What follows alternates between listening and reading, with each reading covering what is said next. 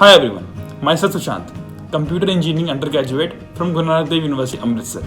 Currently employing my technical skills as an intern with Kochiva. Firstly, I got myself trained in Kochiva under various courses like Java, C++ and Python, and accordingly I mastered in Python. Recently, I got deployed in a Python-based project called Video Analytics. I feel indebted to the company and the administration for being my bridge from academic life to corporate life. Thank you.